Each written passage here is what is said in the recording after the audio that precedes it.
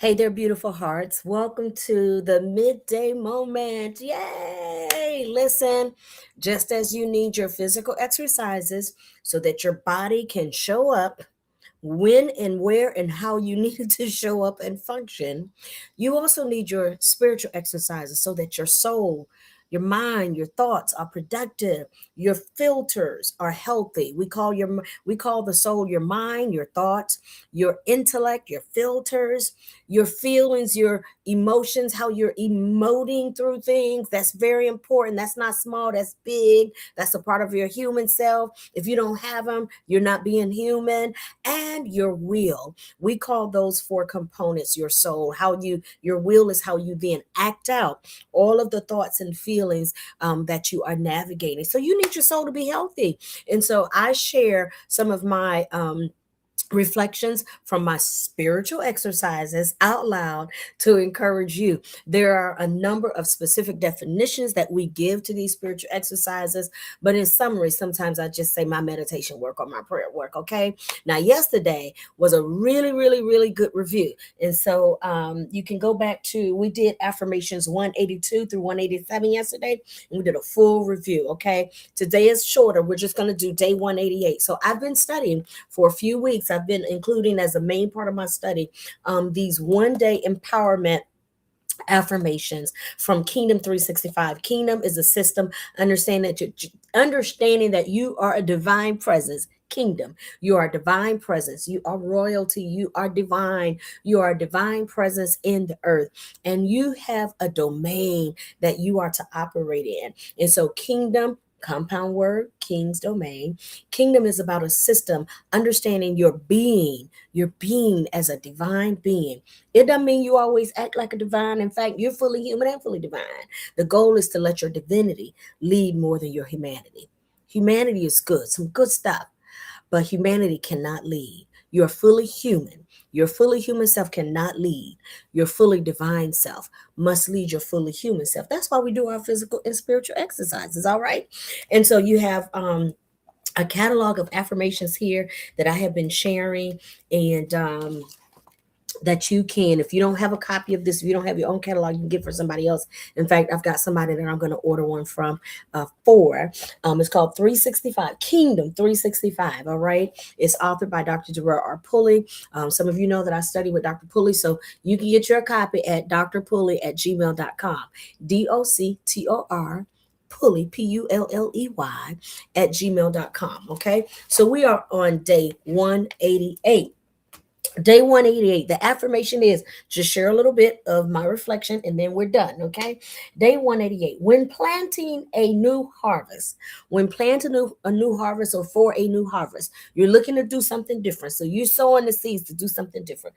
When you're planting a new harvest, you must break up the old soil. Yeah.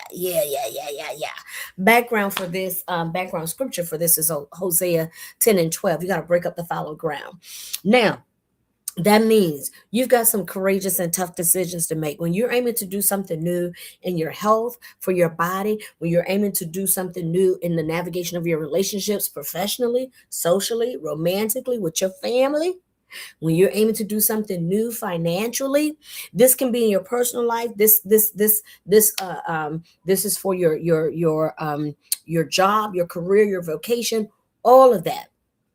In any and everything, when you are aiming to do something new, you are planting a new harvest. Planting for a new harvest, planting a new harvest. It's interesting. It says planting a new harvest. It doesn't even say planting the seed. It counts it already done. If you're going to plant, it's already done. You will reap. In fact, Hosea talks about you will reap what you sow. So be mindful of what you're sowing. In fact, if you don't like what's growing in your garden, I was not going in this direction.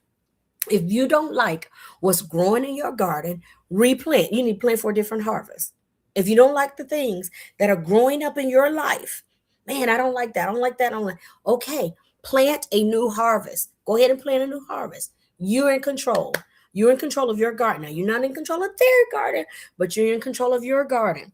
So you can plant some different thoughts, plant some different seeds, plant some different actions, plant some different stuff in your garden, because you're going to reap what you plant. You're going to harvest what you sow.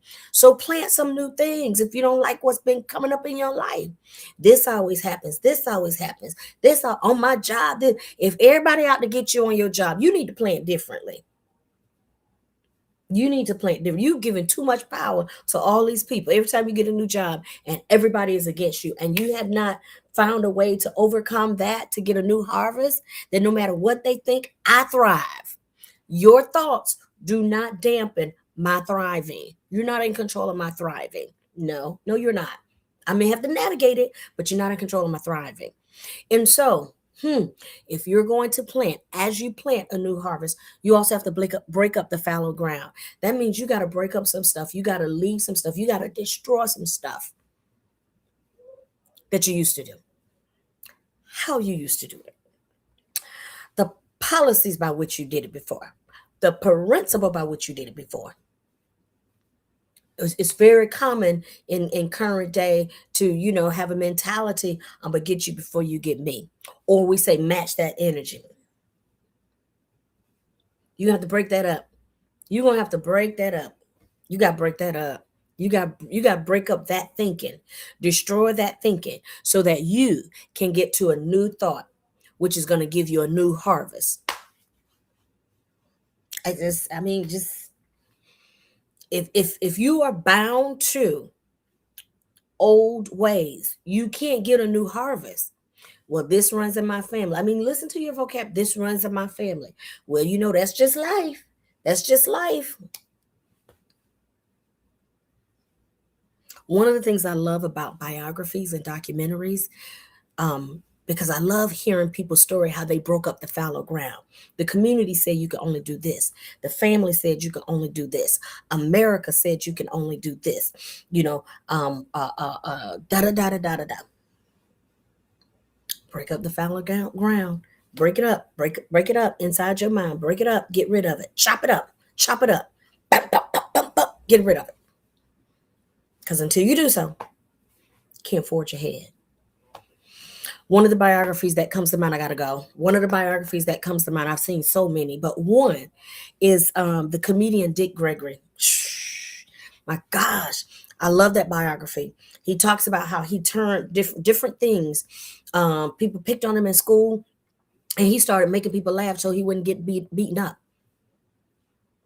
Went to the army. Comedy gift kicked in. I forget the full story of how it worked in the army, because that was, if I remember correctly, was a pretty interesting, unique story of when and how his comic gift came into play to help him break up the fallow ground. When people said you can only do and you can only do, he was breaking it up. No. You ain't gonna beat me up today. I'm gonna break this fallow ground up. You gonna laugh today, brother.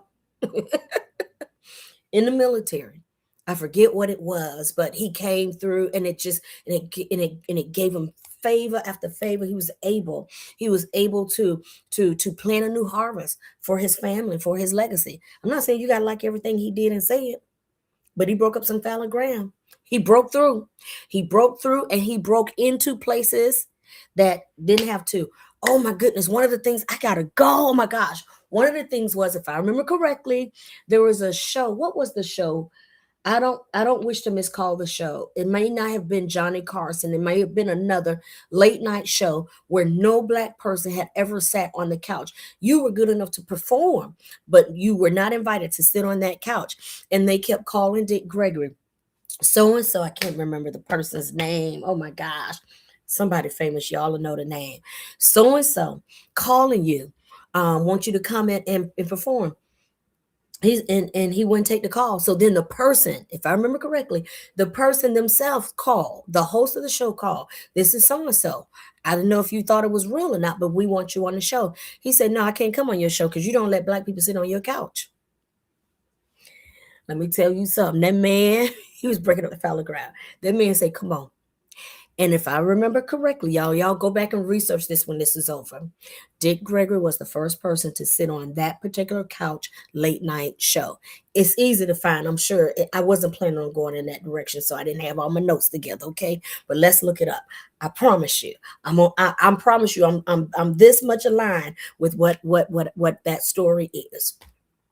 You're going to have to make some tough decisions in order to break up the fallow ground and plant for a new harvest. All right, I got to go. I love you. I bless you. Listen, make sure you like and share. Don't be stingy. And make sure you are a subscriber to the CAN Network, KAN. It's in the description here, okay? The CAN YouTube channel. It is 24/7. It is the new home of the Midday Moment. I cannot promise you how long we will be on Facebook, okay? Facebook right now is just a gateway, and these videos they delete, okay? So Facebook right now is just the gateway. YouTube, my personal YouTube, these are just gateways. But at some point, the CAN Network will be your resource for the midday moment. Okay, so make sure you subscribe. I love you. I bless you. You all have a wonderful and prosperous, meaningful day. Take care, everybody. Bye.